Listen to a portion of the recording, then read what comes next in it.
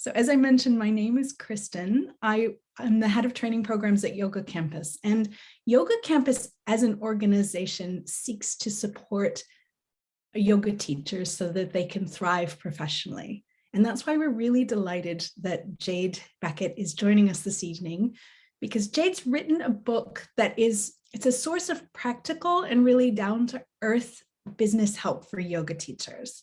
She's going to share some insights that are based not only on her experience as a yoga teacher, but also from her background in PR and marketing.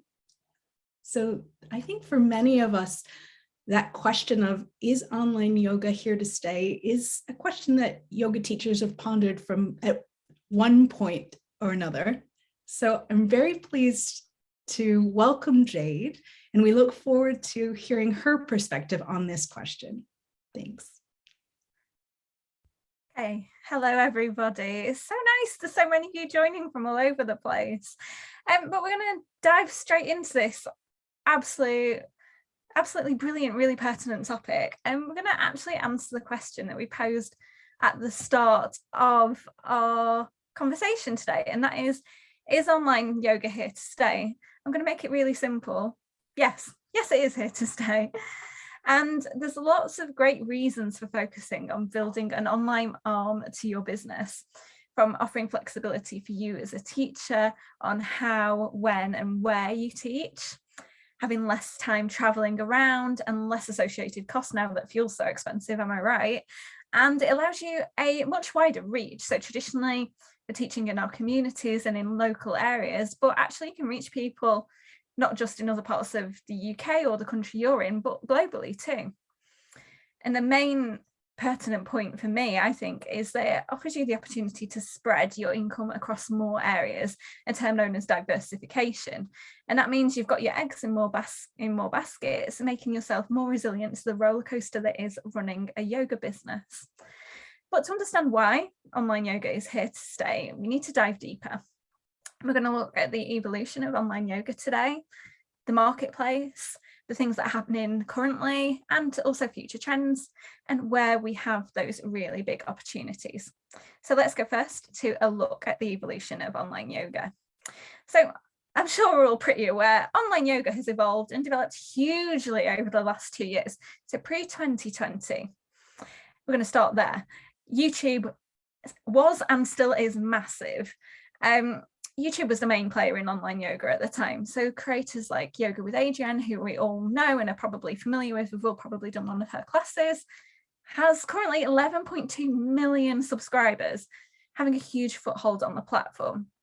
So YouTube is actually a monetization platform. So that means that the content on there is free generally. Not always. There are products that you pay for and pay to access. And that content is free in exchange for you watching ads. As a creator, you get paid for ads shown to your viewers via some software called Google AdSense. And if you want to monetize your account on YouTube, there's a set of policies that you have to meet to monetize your account. And they're quite lofty, I'm not going to lie. More than 4,000 public watch hours in the last 12 months and over 1,000 subscribers. So meeting that criteria has always been a really huge ask, requiring huge investments of time and creativity for literally no return initially. So many yoga teachers never focused on creating content for YouTube. So we all used to focus on teaching in person in studios, in community spaces, one-to-one and in more traditional formats. And then we get to 2020 when we all know what happened. Zoom boomed. So we're all very much on Zoom teaching online live classes. In the UK, that was in March 2020. Some other countries are a little bit earlier than that. But we literally couldn't teach in person. So we turned to live online yoga classes on platforms like Zoom, Google Meet, or Microsoft Teams, so we could keep our businesses going and keep roofs over our heads. 2020, really the theme was about lots of quick thinking and pivoting repeatedly, learning on the job, teaching in thrown together spaces, having cats and pets jumping on us, crashing our classes, sofas in the background, grainy visuals using an old webcam, probably not using lighting, probably not even having a microphone. And that was the norm for most of 2020. And really that was acceptable, as most yoga teachers thought that online would be a temporary stopgap measure for a few weeks at most. And then we move into the development of online yoga. So I say post 2020 here, but this shift started happening in late 2020 and some of the current trends. So late 2020 onwards, online yoga started really skyrocketing. There's been an explosion of platform-based solutions for yoga teachers, things like Cooler TV, Moments. So these are platforms that offer a slightly different approach to online yoga for independent teachers. So if you're not familiar, these are like web-based platforms where you can live stream and see students in a virtual environment. They handle payments, they handle bookings, you can upload on-demand content. It's kind of like an all-in-one solution, but there's multiple creators on that platform. Also, there was a real professionalization of the spaces that we were teaching in. So increasingly more professional setups that are clear, proper lighting, sound and visuals were very much the norm. So a bit more like inviting students into a studio space. Huge brands like Apple Fitness and Peloton, this is a part of Peloton's marketing that you can see on the screen right now, and they started mounting TV ad campaigns and digital campaigns on the internet that highlight and showcase yoga at home, which is a massive move because people who've never consumed or never interacted with yoga have actually been seeing yoga in their living room. And it's really understandable that larger businesses want to get in and grab a piece of the pie, and why they're investing heavily, because the stats are really telling. So there's huge growth coming over the next 5 years. Allied Market Research is predicting that the global online virtual fitness market is set to explode to 59.23 billion by 2027 from 6 billion in 2019. And that's an annual growth rate of 33.1%, which is massive. A recent Deloitte report found that the health and fitness sector contributed up to 91 billion a year to global GDP. In the UK specifically, if you're interested, the health and fitness industry in 2021 had a direct value add of $3 billion to the economy and supported over 50,000 jobs. And what we're seeing as well is a bit of a shift in demands around at-home workouts and personalised approaches. So there's a journal called ACM's Health and Fitness Journal, and every year they release a trend report of worldwide fitness trends. And the top 20 this year includes home exercise gyms at number 2, personal training at number 6, online live and on-demand exercise classes at number 9, health and wellness coaching at number 10, and yoga at number 15. And interestingly, yoga has been ranked consistently in the top 20 since 2010.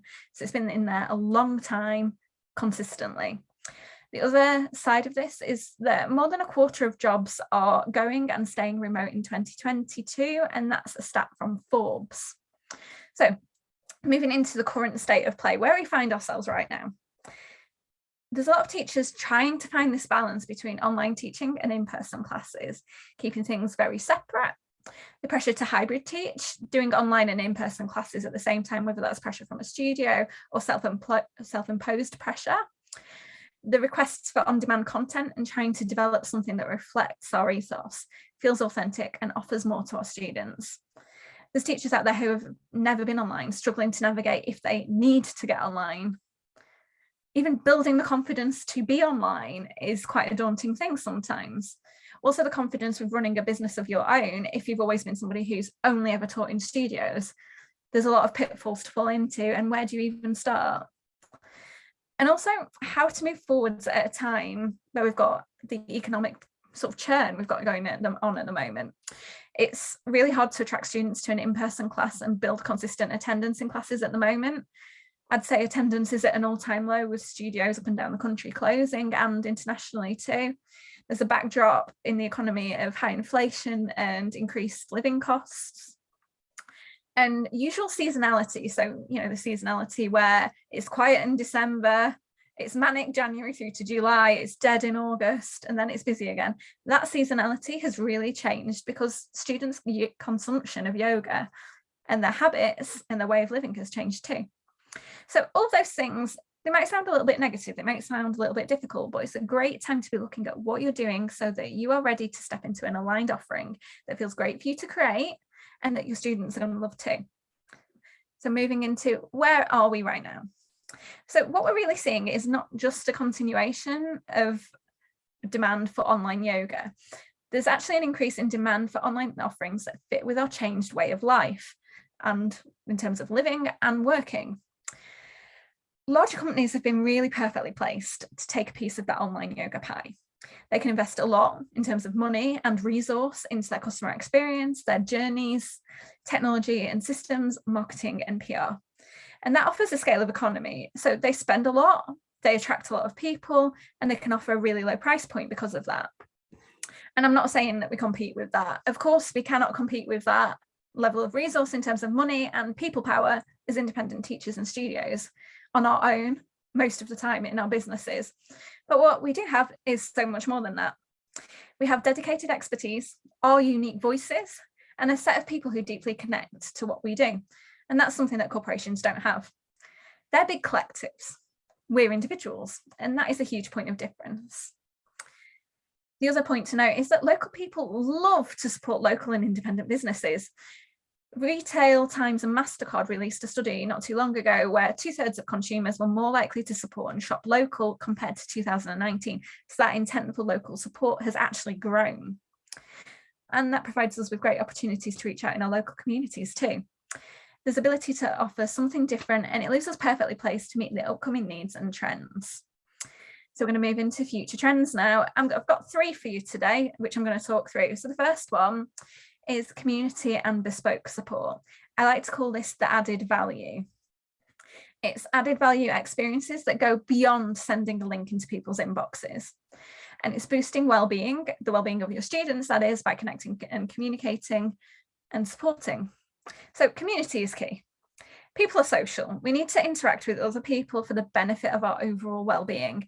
And that need is greater than ever right now. After 2 years of unusually low levels of interaction and anxiety around those interactions too. People want to belong and people want to feel part of a community. And yoga is a fantastic vehicle for that. People coming together in a space, moving and breathing. Generally, people are very like-minded. So yoga is perfect for supporting and meeting that need. And the question I want you to take away today is, how can you foster community in your online spaces? So I'm going to give you some ideas. Having a members newsletter that you only send to people who are signed up to your memberships. A forum where people can go on and chat, or even a Facebook group would work as well. Having member meetups, online or in person. Creating space for discussion before and after classes where everyone can have a chat. Member events, whether it's things like crafting activities, making together, or going on a trip somewhere. The other side of this is that bespoke element, that personalized approach. So I mentioned personal training and coaching were quite high in the 20 trends report I mentioned earlier. So this personalized approach is a huge USP for independent teachers. Big businesses cannot do this because they're large, they're cumbersome. We're agile and small, and we can meet that need. And that might be traditional online full-length classes of an hour, half an hour. It might be that you offer online one-to-one check-ins with your members in addition to live or on-demand classes.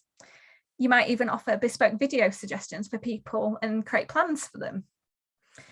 So summarising that community and bespoke element, it's about thinking about how can you foster community and how can you support your students.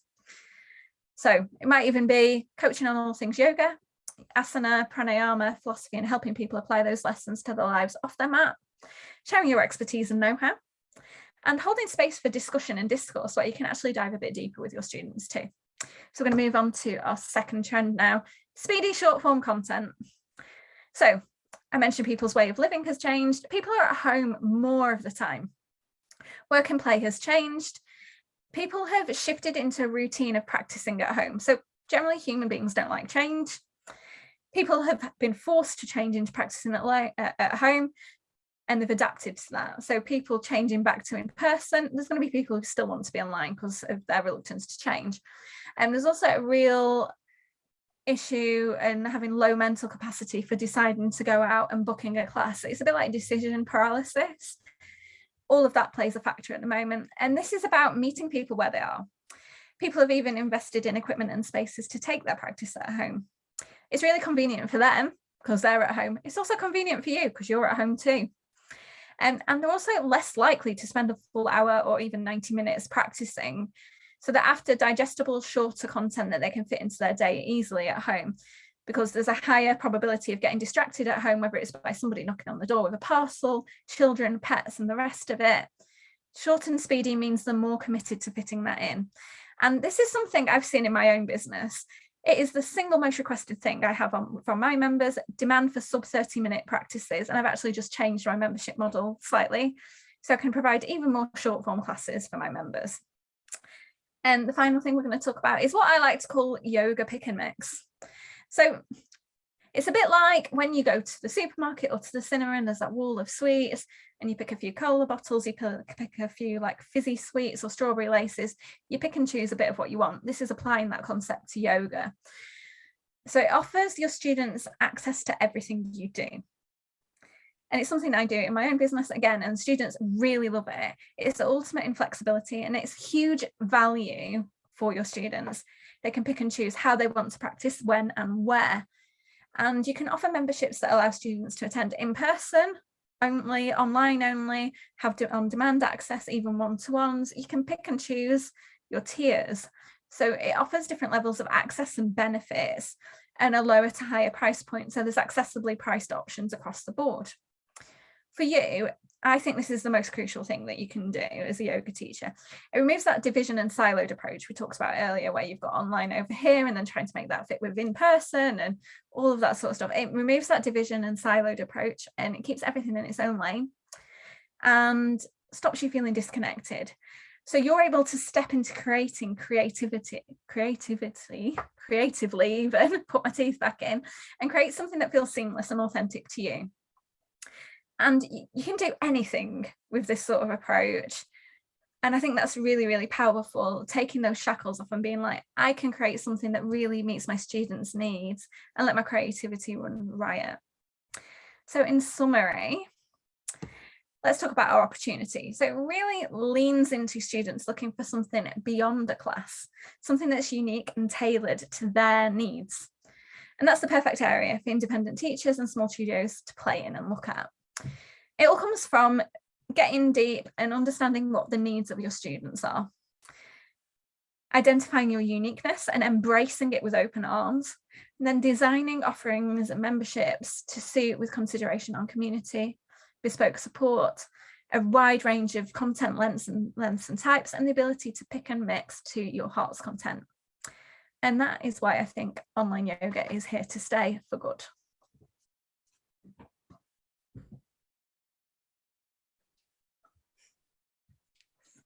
Thank you so much for that, Jade.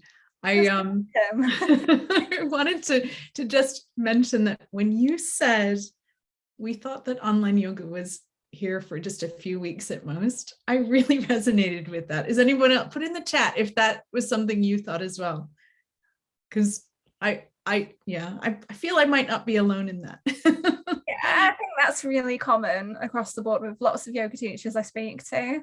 Mm-hmm, mm-hmm. Yeah, lots of absolutelys and yeses coming in there. I can see them popping. They are. Okay, super. Just, I'm curious. I want to have a quick look. So I'd like to ask you a question about the book, because you were talking about some of the content from the book. And I guess my first question is, what inspired you to write the book?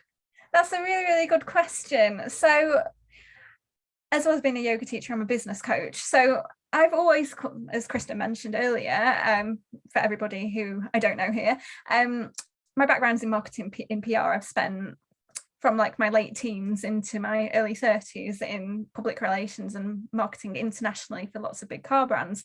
So I've got like a really wide ranging skill set, which has been really helpful for me running a business.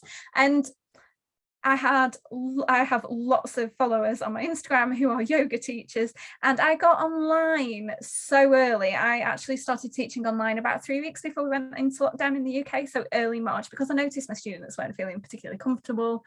And I was like, right, I'm just going to go and do it. And I shared about this online, and I was getting inundated with questions about what do I do? What software do I use? What about lighting? Like, how do I go about doing it? Do you get people to email you and book in, and then do they bank transfer you, or do you have a book?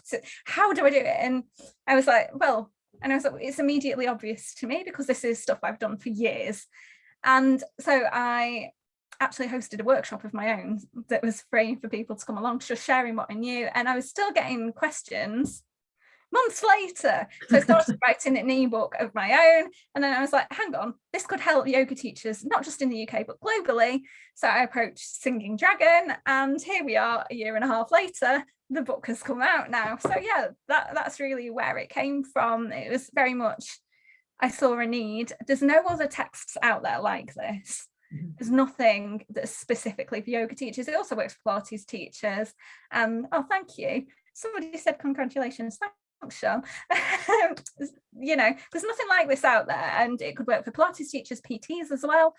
And there's literally nothing out there. And I was like, well, if I don't ask, they can only say no. So I asked, and here we are, having this wonderful talk this evening. So it's been really, really nice, and a really lovely journey to be on. And, you know, it's just great, because I think this is really going to transform so many people's understanding. Like, business doesn't have to be boring. This is a very no business book. If you pick it up, there's lots of funny bits and pieces in there. It's very conversational as well. And that was important to me, to make sure that people understand it, because it's no good me talking in acronyms and stuff like that if it doesn't make any sense to anyone. So if someone were to just be starting out, and they're thinking of setting up their yoga business, and because the book is filled with so many practical hints and tips, do you have a favorite one that you have people start with? Oh, a favorite tip. I always get people to start with what their uniqueness is. So it's actually structured like this in the book as well, because I think that's absolutely key. It's a bit like if you're building a house, or even let's have a yoga example. You wouldn't have somebody come into yoga on day one trying to do like a Pincha Mayurasana, would you? You have to do the foundational work first. So I always get people to start to understand what their skill set as a teacher is, and how that translates to helping people, because we all want to be here to help our students, right? So that means we need to be reaching and connecting with people who could become our students. So I think that's the most important thing any yoga teacher can do, is get to know who they are, why they're doing it. Because I'm not going to lie, it gets flipping hard sometimes, and you just want to be like, I don't want to do this anymore. You're going to have days like that. It doesn't last long. But if you're really deeply connected to why you're doing it and who you're trying to help, everything else flows so much easier. So that's absolutely my favorite place to start with people. And like when I work with my one-to-one clients, that's where I start with everybody. And you're like, oh my goodness. And people literally go, oh, and it's like a light bulb moment. And like, I love people to having that moment. And yeah, somebody just mentioned, yes, there's lots of videos as well in the book, and there's loads of worksheets as well. So it's really super practical. And by the end of getting to this book, if you're a new teacher, you will have a plan and feel like you know what you're doing. And that is huge. I didn't want it to be just something that just gave you a load of waffle and then left you hanging. I wanted you to learn and be able to, like me being there holding your hand through in print, going through the process, I wanted you to feel like empowered to do that for yourself, because you can, you know. And it sounds like that would be very useful for teachers who are not just new to teaching yoga. Yeah, I think so. It's really like, as teachers, we evolve and grow, and our learning evolves as well. So our style changes over time as well. So even if you've been teaching 30 years, you're going to benefit from going through this process. And like, actually, I think everybody should be going through this checking in process at least once a year.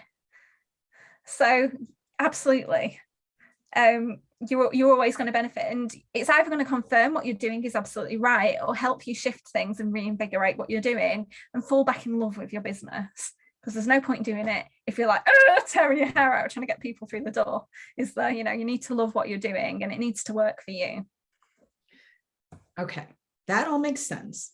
And I'm imagining that there, even amongst the group of people who've joined us this evening, there may be some who are thinking about teaching online but haven't started yet. Yes.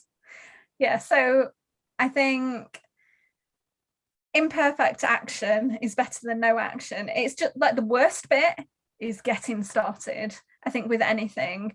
So set up 1 or 2 classes, or like a month of classes, and start doing it. Like, you don't necessarily need to spend thousands of pounds on equipment straight away. You absolutely don't need to do that. There's ways to dip your toe in, whether that's having a live class that you do once a week and then grow it from there. The most important thing is literally starting. So you can literally, I use my webcam that I'm on right now. If I'm teaching a live class, I have lights, I have a different microphone, obviously, because I'm moving around, because this wouldn't work if I'm 2 meters away on the other side of the room, so I'm in the shot, you know. But you don't need all that necessarily. You can get cheaper microphones on Amazon to start with, rather than spending a couple of £100 on one. My favourite is the Rode Wireless Go, by the way, if anybody's in the market. I'm going to say that right now. That's the only piece of equipment I ever name, because it's just fantastic. It's like the choice. You don't even necessarily need lights if you're teaching at a time of day where it's super bright, you know. Yes, it is great. I have that mic too, Claire. Yeah, it's a good one. Sue, I'm going to write that again. Rode Wireless Go, RODE, Wireless Go. So yeah, I'm just seeing some of the questions popping up, so we're kind of answering these as we're going, but never mind. Right. We're not being paid to do product placement for Rode. No, we aren't. I just think it's brilliant. So I wonder if you could maybe give us some examples of clients that you've worked with who've had real successes, and what have they done? Like some real world examples. Yeah, so real world examples.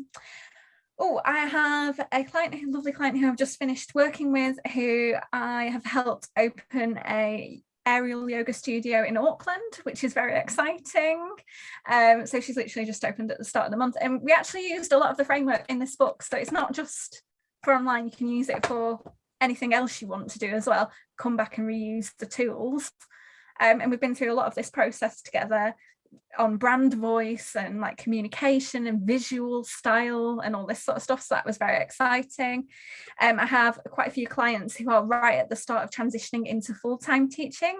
So I'm supporting them with stepping away from the workplace, getting systems and processes in place to do with what are you going to do with all of your time? Because when you have an employed job for 40 hours a week, you have responsibilities, but all of a sudden the shackles are taken off and you're like, oh my God, what should I be doing? And it can be a real struggle for your mindset, and having structure there. So putting structure there around regular marketing, things to be doing to promote themselves, like all the financial side of things, like getting set up to pay tax and correct recording and bookkeeping and all of that sort of stuff, systems to make customer journeys more smooth. I'm also building a website for a client in Bosnia at the moment, which is really like quite a fun job, because I love doing websites and design as well. So yeah, I have like quite a wide range of things that I help people with, and I think the success is that they're all feeling a lot more confident and supported to make those transitions and go out there and build a business that they want to be in.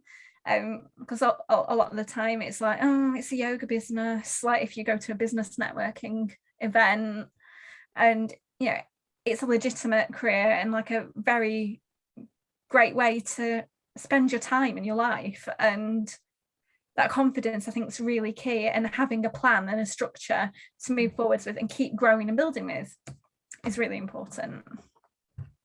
When you mentioned the client that you're working with in Auckland, it brought to mind for me the expansion that we've been experiencing as yoga teachers. Our reach has really grown enormously, and alongside the possibilities, I mean, and of course we are then working within we're fishing in a bigger pond, right? And there's other people in that pond.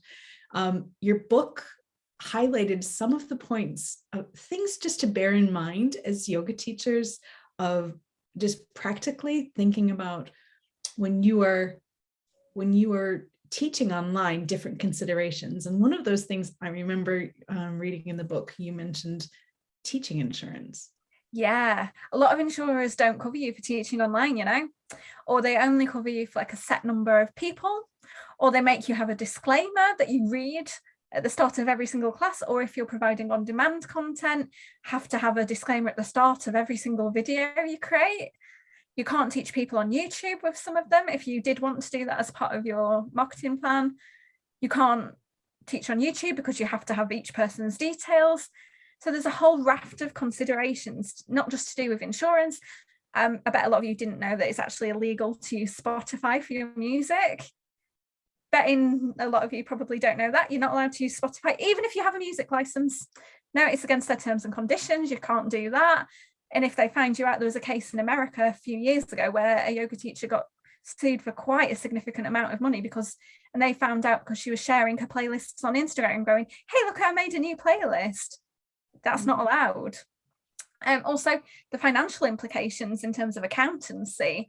Some countries have different thresholds of income that you can earn in that country without paying tax. And you also need to know how much you've earned from different countries.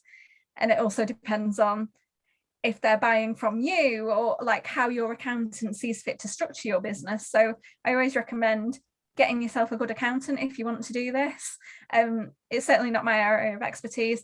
I always recommend, if you can, outsourcing your like tax returns and your accountancy to somebody, because it isn't our zone of genius as yoga teachers. We're already putting a lot of different hats on. We're like yoga teacher, and then we're, you know, tech support and lighting person and sound person. We wear enough hats. Outsource that and get proper advice from somebody who knows the laws, so you don't fall foul and end up landing yourself with a big old nasty fine. So there's lots of things to think about, and again, there's a whole section on practical stuff in. Yeah. Like, so if you're feeling panicked. Yeah, very thorough. One of the sections in the book is about the technical side of things, where, like, for example, you gave that recommendation for a microphone, and I think it can be quite helpful for people, even if you have some of your setup already in place. It's helpful to have recommendations for other equipment. And I can imagine, because this book has just been published, of course, this is all very current. How do teachers keep up to date with that kind of thing? So it's keeping an eye on what's out there. So you don't, like, as I mentioned earlier, you don't have to have all of the equipment right away. You can replace things on a cycle. And that, I always say to people, have a budget in your cash flow, like forecast your income and set aside an amount for investing in equipment every couple of years, because things are going to move on. So for example, really great example, if you have the book, there's a video in there where I talk about some of the equipment, and I'm talking in that video, I talk about using a camera that I had. Well, I smashed that camera, the lens broke. So I've recently just invested in a brand new Canon camera, which I love and is fantastic.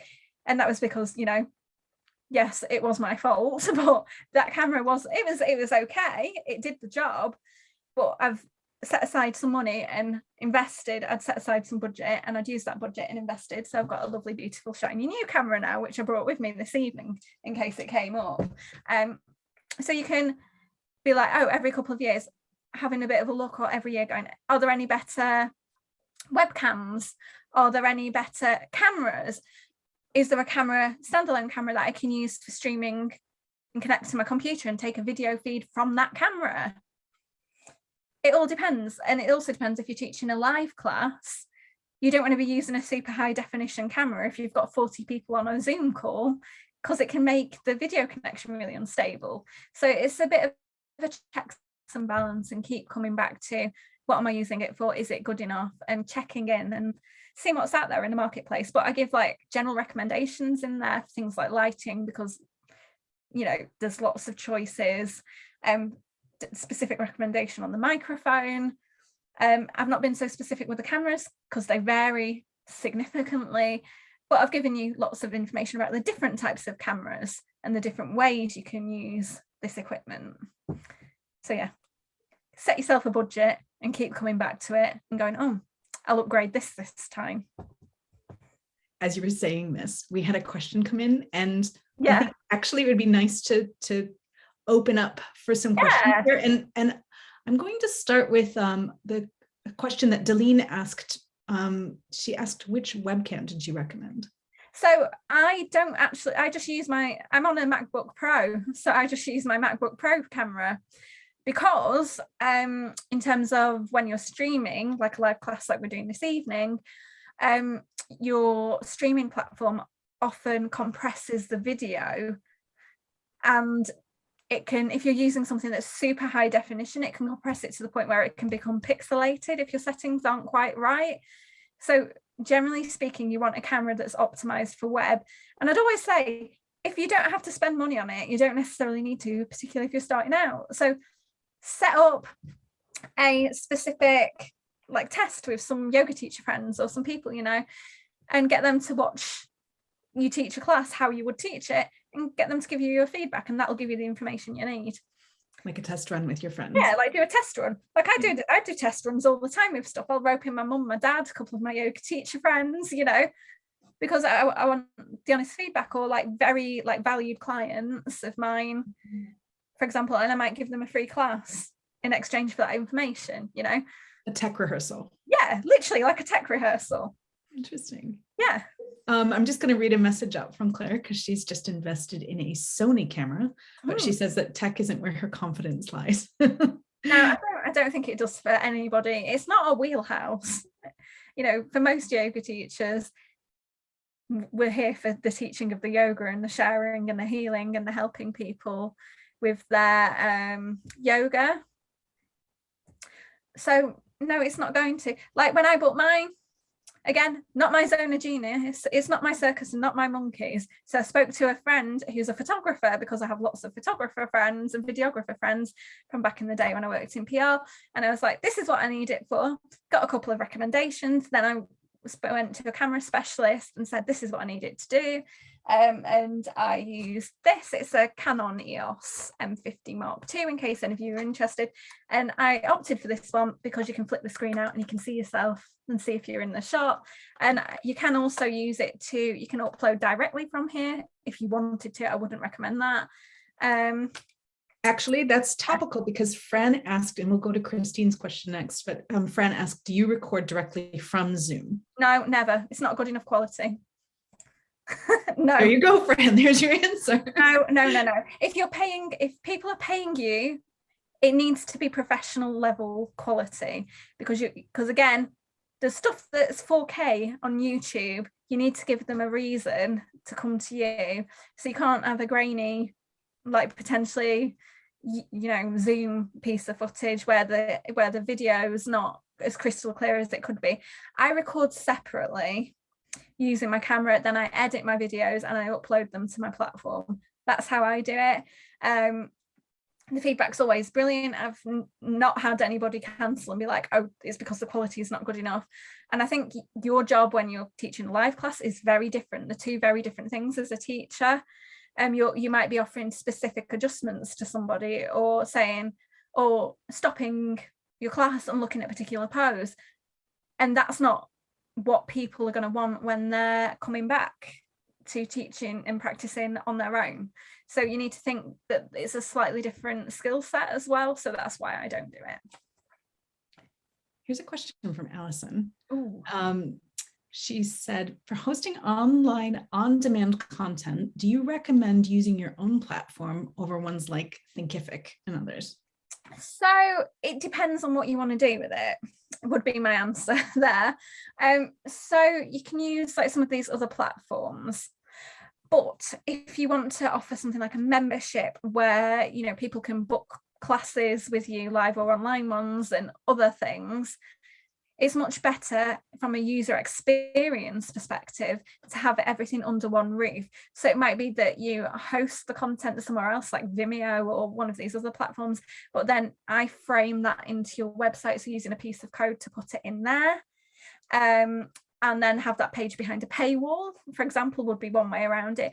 You need to think about not what's easiest for you, because it isn't about you, it's about your students. It's about what is the best experience for them, because again, you can bet your bottom dollar if it was Peloton or Alo Yoga or any of these platforms, it will be smooth and silky and easy for them. So you don't want them to be having to go one place with one login and then somewhere else with a different login. But again, if you were somebody who was teaching around a full-time job, you might want to use one of these platforms like Moments or Cooler TV. It really depends on what your goal is and what your availability of time and energy is. We have a kind of follow-on question to that. I'm going to put a pin in that for a moment. We're going to come back to the question about booking and kind of the purchase platforms. Marie Therese asked, because she's German speaking, she couldn't follow everything in the presentation. So she'd like you to repeat what you said about the duration of the course, duration of the offered course for an online course. In other words, so the length of time of classes. Yes. Yeah. Online. So shorter. So sub an hour. People are at home more now, so their behavior has changed. So when people are at home, they've got more demands on their time, like the kids are there, their animals are there, and the rest of it. So their availability for time to practice, whereas before they'd go out, they'd leave the house, drive to the class or walk to the class, do the class and come back without being interrupted because they're not physically there. Now they're having to juggle all of that and find time for practicing. So people have less time. Therefore, people are wanting shorter form practices and more targeted practices as well, because you can't do like a massive general everything in one practice in 30 minutes. It's hard enough doing a hips practice or a back bend practice in half an hour, you know what I mean? So, you know, if you can do something shorter or things that people can fit into their lunch break, that's the way to go with it. You can have longer ones on there as well, but I would prioritize having lots of short digestible things on there as well. Thank you for revisiting that for me. Yeah, no problem. So Christine asks, do you give any recommendations for an all-in-one software solution to organize classes, sort money, other than, or often even offer courses? Yeah, so personally, I'm going to tell you what I use personally. I use Wix. Everything I use is on Wix. I love Wix because it's quite easy for most people to use. If you don't have loads of tech skills, they have really great templates there, and there's lots of facilities for having lots of different elements like courses or one-to-one classes or paid memberships. You can do all of that on one platform. There's other ones you might want. So if you're on Wix, it would be your own website. Now there's great benefits for that in terms of like your search engine optimization. So where you come on Google, everyone's in your digital house. But you could go for one of the options I mentioned earlier, like Moments, Wix, W-I-X. I was just going to say, maybe you need to spell that for people. Yeah. W-I-X. So if you just type in wix.com, it's like a website, kind of everything in one platform builder. So yeah, you can use Moments, Cooler TV, one of those platforms instead. So I always say that's quite a good choice if you might want to look at that if you're maybe teaching one class a week and you didn't want all the overheads and all the tech and having to build a website. But if you're in your own business and you're an independent teacher or a small studio, you need your own website, because if you're slightly segue, but if you're relying on Instagram or Facebook to market your business solely, what if that platform disappears? A la, you know, like MySpace. You know, you can't rely on that. You need your own presence elsewhere. So there's lots of different options. Squarespace is another one you might want to look at. WordPress as well, but that tends to be a little bit more techy and a bit more finicky and having lots of different things talking to each other. Again, depends on your budget. Thank you for that. Yes, all right. Kay's question, and I think this is one that will resonate with a lot of people. She wrote, I have had a successful online business since the beginning of the pandemic lockdown. Once people's furloughs ended, lockdown eased and life opened up. Some returned to gyms, others had operations, and I still have a few, but not sure how to attract more now. Can you help? Yeah, yeah, that's definitely something I do. do a lot of that work with people one-to-one, looking at their marketing plans and seeing how they can recoup or add on or expand what they have already. That's definitely something I do there. I can't give a specific answer because obviously I don't know the ins and outs of what you do. But again, that idea of diversifying and having slightly different offerings is a good one to look at. It might be that you offer like more of a course-based program, or you offer, I don't know, like online one-to-ones or something bespoke, like thinking about some of those trends I mentioned in the talk earlier on is a really, really nice thing to look at. But yeah, it's very much depending on who your people are and what sort of things you can come up and create in your brain to meet them needs, and then making sure you're consistent with your marketing, because a lot of people go, oh, I've posted about it loads and I'll have a look and it's mentioned it like twice. The actual incidence of you needing to speak about things is about 90 times at the moment, which is completely unrealistic, but people's decision fatigue and ability to make decisions is a lot lower than it has been previously. So that plays a factor. It's different accountability wise if people are practicing at home versus them actually coming out and coming to you in person, you know. So yeah, lots of stuff to dive into there. More than happy to help if that person wants a further chat. So that's for Kay. Yeah, okay. So as you were saying this, Fran wrote, she finds it easier to keep existing clients, but harder to attract new ones now that we are nearly 100% online. Yeah, like that's good, because your retention is the single most tricky thing as a yoga teacher. So the fact that you're retaining clients is flipping amazing. That's amazing. Well, so that's a well done to Fran, and it's also a well done to Julia, because she wrote me too. So yeah, like that's fantastic. Like, you know, there's lots of people who cannot retain people because what they're saying they do and what they actually do are two completely different things, because I work with people like that all the time, and I'm like, that's because you're saying you teach headstands and you actually teach yin. Genuinely, like that's fantastic. That's literally the golden nugget so many businesses really struggle with. Retention. It's my favorite word. It's like retention. It's so important. So well done there. And you know, if you want to get new people, can you do like an incentive scheme?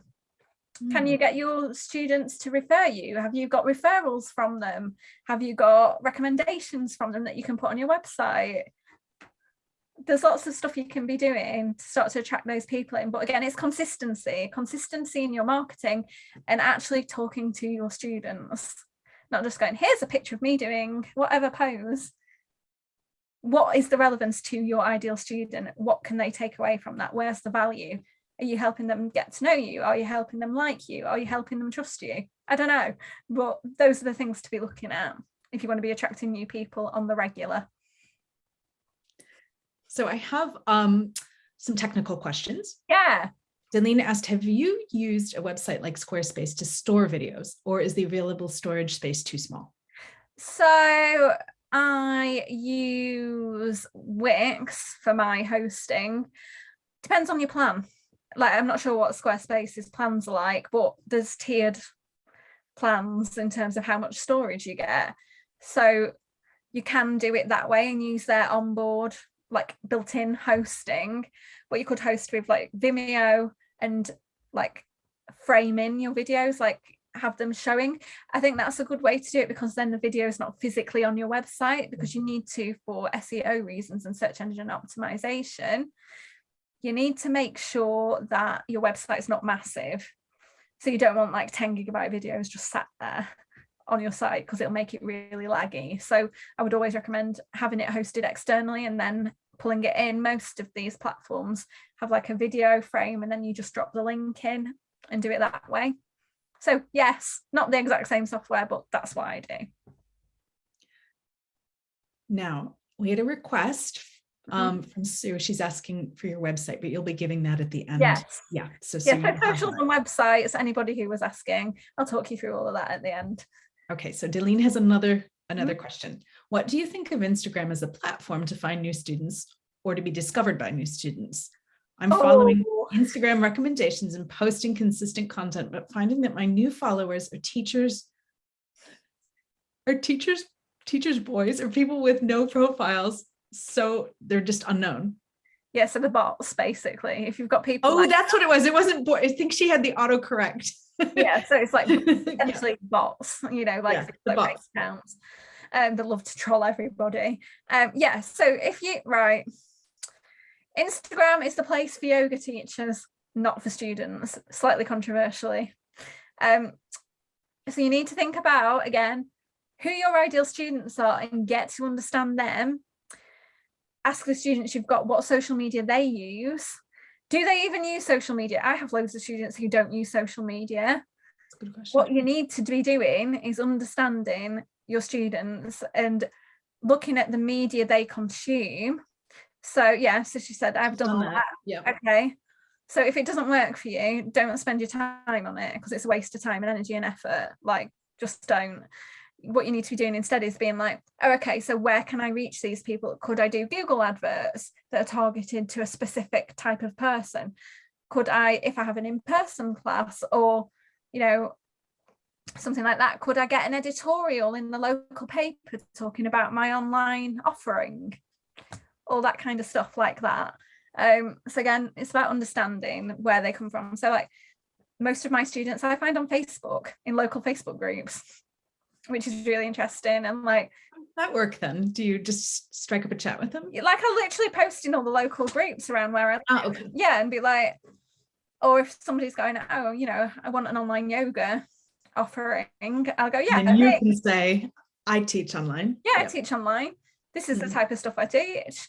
But you've got to put your hand up a little bit with a lot of this stuff. So I won't get too hung up. Like, it's really common for most yoga teachers' Instagrams to be full of other yoga teachers because it's a bit like that echo chamber sort of thing. We create things that attract other yoga teachers. So it'll be like, really, case in point, I did a reel about this today, actually, if you do go on my Instagram later, about stop doing yoga trend reels and posting those because it doesn't speak to anybody other than other yoga teachers, and there's thousands of them.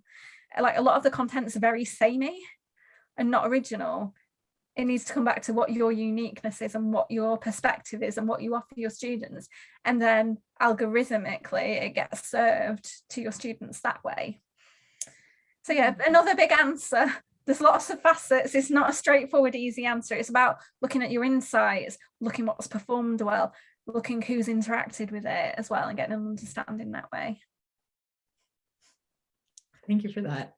We have a question from Claire. She asked if you've ever subscribed to yoga class near you. Would you recommend it? No, I haven't subscribed to it. Again, because I do work on my SEO, so I don't need to. I'm top of the rankings where I am, so like I don't need to do that. And I run Google ads, so I like don't pay for any advertising with platforms like that. Before, what was it? There's another platform, the name of which escapes me, Yoga Hub. They recently started charging £65 or whatever the fee was to be on there per year, and I've never had one lead from it in 4 years, so I was like, no thank you. So do you know what I mean? It's about being like putting your effort in where it's going to serve you, and a lot of the time being on different platforms doesn't work. It's about improving your visibility and your business and your website and channels.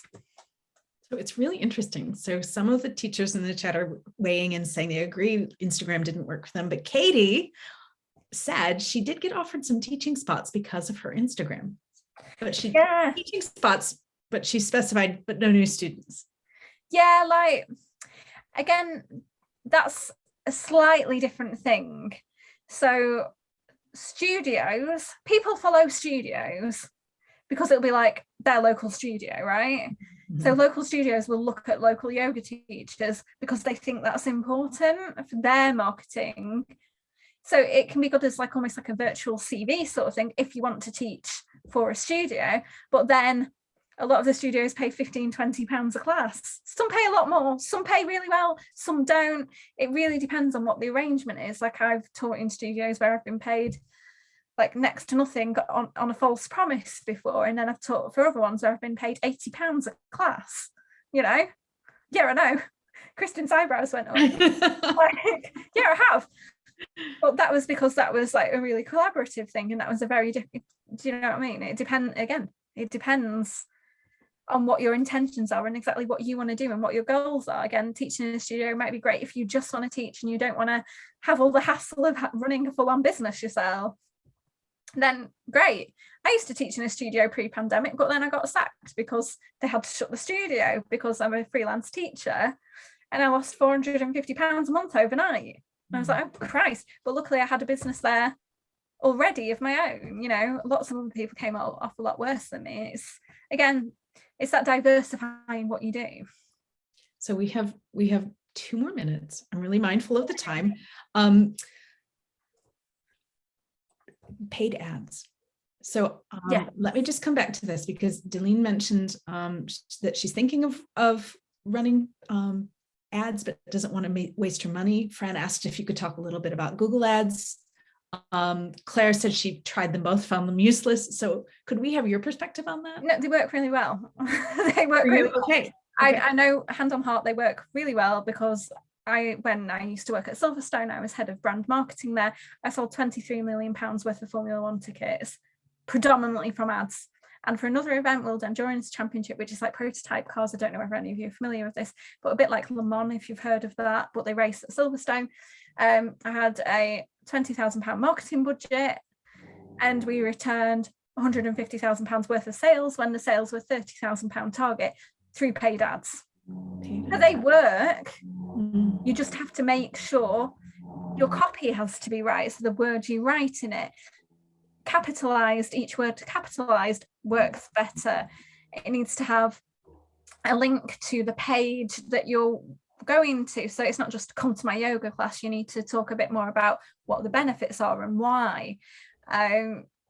Your keywords need to be right. So it's not just yoga, because that will serve to a really wide audience. You need to think about targeting it down via demographics, so like age and all that sort of stuff.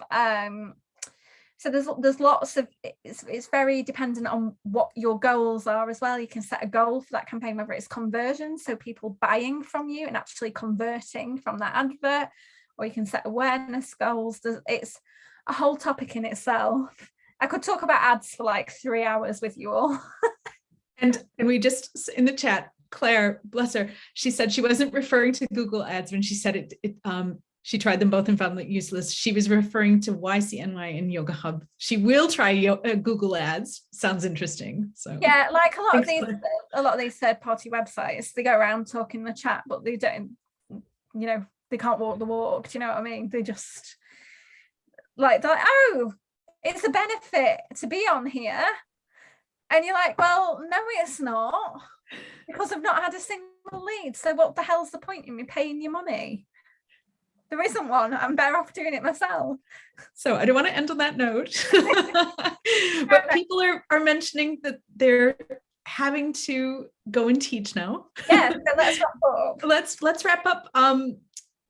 And also, would you be able to stay on if some people had further questions? Okay, yeah, so I can stay on for a few more minutes. Like I'm not going anywhere, only for my dinner. Okay, so yeah, I'm fine. Maybe 10 minutes if anybody wanting to stay on. Questions in the chat box, that's fine. But for those people who are just about to leave, it would be quite helpful to see Jade's contact details. So maybe we'll put those up now. Put the slide back up. Awesome. Okay. So it's coming, everybody. Okay. There we go. Yeah, okay. So if you want to find me on Instagram, I'm at Pride Yoga. I share lots of tips and tricks and general chatter there. So come and follow me there. It's also where you can find out about like my coaching, workshops, courses, all that sort of stuff. You can check that out on my website as well. So that's there, prideyoga.co.uk/yoga teacher coaching. So that gives you information about predominantly my one-to-one work, because that's what I'm doing at the moment, lots of one-to-one stuff. I do lots of different packages, lots of different ways of working with people. So one-off, over a month on something specific, up to a year. And you can also book yourself a free consultation there, and I'll spend 15-20 minutes with you having a chat about your business. And also, as a big thank you for coming along tonight. Can we have the next slide? You can get yourself 25% off my book if you haven't got it already. There's a code there, JBOYE25. You can get that on Singing Dragon's website. I hope you love it as much as I do. I've poured a lot of effort and stuff into it, so I hope you know, it really helps you, because that's the whole intention behind that book, helping as many people as I possibly can. And to say thank you so much for joining us this evening as well. Jade, thank you for this. And we're going to stay on. If anybody has any questions, pop them into the chat. Otherwise, if you're having to dash off, thank you so much for joining us. I'm going to thank Jade at this moment, even though she's going to stay on. I think that you really inspired people, maybe got some ideas flowing. I could visualize people writing notes down about tips that they would take into their business. So thanks so much, Jade. Oh, you're all so welcome. It's such a pleasure to have so many of you here. That's so exciting. So we'll just keep an eye on the 4 pages of notes from Charlotte. Wow. That's more notes than my talk was. So Charlotte wins the award. Marvelous. And I will just also mention, because I didn't mention this at the outset, because this talk is recorded, we're going to share the recording of the talk by email. So you'll receive that as well. Oh, thank you all. Okay, Fran has a question. Could you go back and speak about cameras? She mentioned the MacBook Pro. So, yeah, I mean, there's not really much more to say. I use my built-in, you're in my laptop up here, MacBook Pro camera, because that's the laptop I selected, because I do a lot of video editing and a lot of creative work alongside my business coaching work. So I create logos and content for people and branding and all that sort of stuff. So I need something powerful. So I bought myself a MacBook Pro because my last laptop broke and I needed a new one. And the camera on this is a 720p camera. So it's not full HD, but it's pretty HD and it's beautifully clear.